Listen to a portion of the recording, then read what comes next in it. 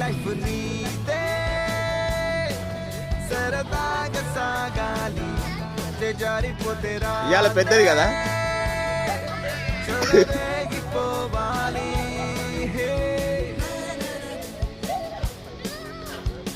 slow ఏమంటావా slow అండి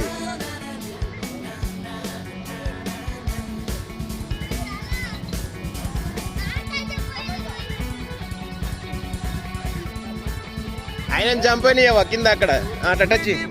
నువ్వు touch touch